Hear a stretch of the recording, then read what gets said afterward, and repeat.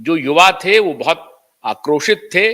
वो कह रहे थे कि उनके उनके खिलाफ मार पिटाई भी करेंगे, लेकिन गांव वालों ने कहा कि हमें कानून अपने हाथ में नहीं लेना है।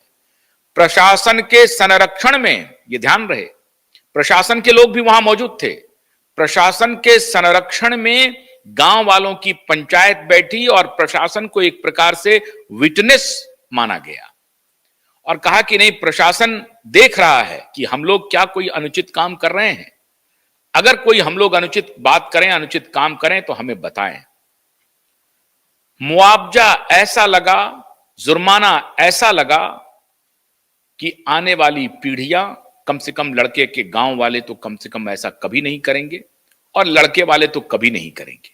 लेकिन भारत में जहां जहां दहेज लोभी इस प्रकार के अपने लोभ को प्रदर्शित कर रहे हैं, वो सावधान हो जाएं। लड़की वालों को एक्सप्लॉइट करने का जो धंधा चल रहा है वो भी सावधान हो जाए। उसके लिए यह संदेश है। जुर्माना क्या हुआ साहब? जुर्माना हुआ शादी के रात का जो सिर्फ खर्च है और पूरे शादी पर जो खर्च हो रहा है उसका टोटल कॉस्ट टू कॉस्ट उसका आकलन किया गया और वो कॉस्ट टू कॉस्ट आकलन बैठा 73 लाख रुपए। अब तक जो उनको दहेज में दिया गया, शादी की रात का खर्च है, आने जाने का खर्च है, जो कुछ भी दिया गया लिया गया, और जो विवाह की रात का है खर्च, बड़ा भव्य आयोजन हो रहा था। लड़के वाले भी समृद्ध थे। मैंने कहा ना कि वो बेटा जो है वो डॉक्टर है और ये यादव परिवार है और यादव परिवार ने, ये जो यादवों की बस्ती है, उन्होंने ये नजीर पेश किया है। ये पूरे देश के लिए नजीर है। किसी भी जाति का हो, किसी भी धर्म का हो, ये महत्वपूर्ण है नहीं कि वो क्षत्रिय है, यादव है, ब्राह्मण है, कोई भी जाति का है। लेकिन यह महत्वपूर्ण है कि गांव वालों ने निर्णय क्या लिया, और वो निर्णय कोई ऐसा निर्णय नहीं था जो कि जिसको आप कानूनी रूप से चुनौती दे सकते हैं। और मेरे ख्याल से अगर वो अदालत में भी बात आती है तो वहां टिकेगी नहीं। 73 लाख रुपए का जुर्माना लगा कि जो खर्च हुआ है, जो लड़की वाले ने किया है अब तक, वो लौटाना है। दूसरा, जो क्रेटा गाड़ी दी गई थी पहले, वो गाड़ी लौटानी है। और इसके बाद जो दूसरी गाड़ी भी शायद देने की बात हो रही थी, उसे भी लौटानी है। और उस सबको वापस कर लिया गया। लड़के वाले और लड़का दोनों ने हाथ जोड़ करके पूरे गांव वालों से माफी मांगी, पंचायत के फैसले को स्वीकार किया और कहा कि 73 लाख रुपए जब तक आप नहीं देंगे तब तक थर्ड पार्टी के पास आपकी जो संपत्ति है वो मॉर्गेज रहेगी। यह भी कहा, ऐसा नहीं होगा कि पंचायत में आपने कह दिया और भाग जाएंगे कह करके, ऐसा नहीं चलने वाला है। आपको अपनी संपत्ति मॉर्गेज रखनी पड़ेगी, गिरवी रखनी पड़ेगी, और आपको 73 लाख रुपए लौटाने ही लौटाने हैं। जो गाड़ियां दी गई थी उनको तो वापस ले ही लिया गया, और जो सामान दिए गए थे, सोना चांदी जो भी था, वो भी वापस ले लिया गया। उसमें कुछ तौले सोने बाकी थे, वो कहा गया जल्द ही लौटा देंगे, वो भी लौटा दिया जाएगा। और इस जुर्माना को भरने के लिए 100 हृदय सहमत हुए लड़के वाले। उन्हें मजबूर किया गया कि अगर आप नहीं भरोगे आपका तो बहिष्कार हो ही गया है। खाली जुर्माना भरने से बात नहीं हुई, जग हसाई हुई लड़की वाले के भी गांव में और लड़के वाले के भी गांव में। जग हसाई अलग हुई। और अब ये वीडियो जब मैं आपसे शेयर कर रहा हूं तो पूरे देश में, पूरी दुनिया में, सोशल मीडिया पे ये वायरल होगा, और वायरल हो रहा है। अब पूरे देश दुनिया में लड़के वाले की जग हसाई हो रही है, और लड़के वाले कभी भूल से भी इस तरह का काम नहीं करेंगे। तो चुपके से भी जो लोग दहेज के लोभ में लड़की वाले को एक्सप्लॉइट करने का मन बना रहे हैं, वो सतर्क हो जाएं। अब अदालत का मामला नहीं होगा, गांव वाले, पड़ोसी समाज ही फैसला कर देगा।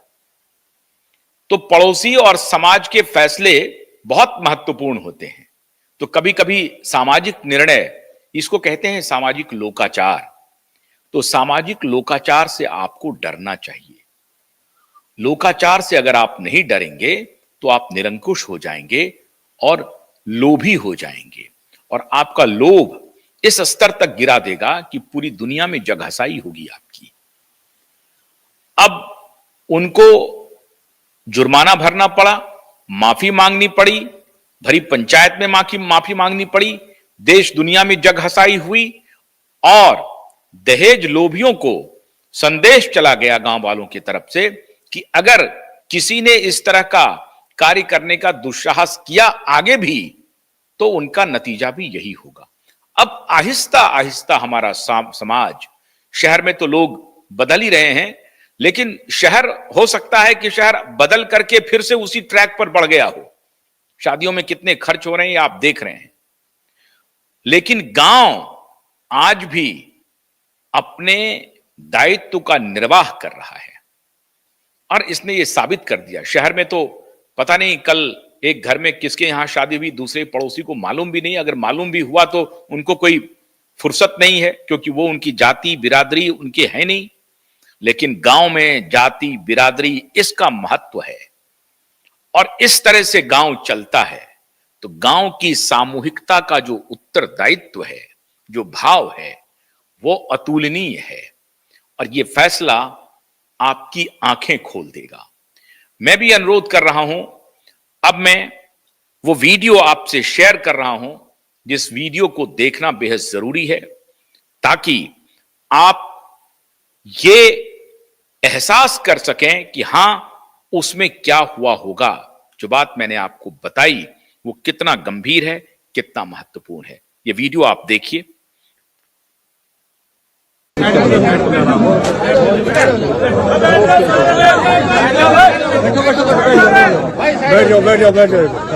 बैठ जाओ आप।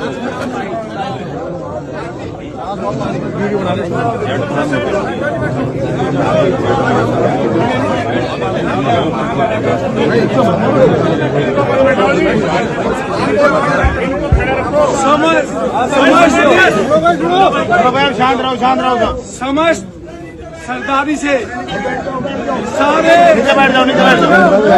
समस्त सरदारी, सारे नौजवान बच्चों, मेरे भाइयों, आपसे निवेदन है कि जो समाज रात से झेल रहा है, अरे बैठ जाओ के तो के उसमें प्रशासन पूरा सहयोग दे रहा है।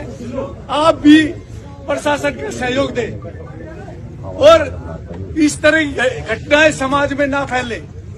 इस तरह की घटनाएं जो समाज की संवेदना से जुड़ी हुई है, उन घटना को रोकने के लिए वो जो, यानी कि ये समाज, ये सरदारी, ये तमाम 50 से 55 गांवों के लोग जो आए हुए हैं, जो यूथ आए हुए, युवा पीढ़ी आई हुई है, मैं उनका शुक्रिया करता हूं कि वो रात से, सुबह से ही ये पूरे समाज के साथ खड़े हुए हैं। दूसरी बात, जैसे मैं कह रहा था कि इस दुखद घटना में और इस तरह के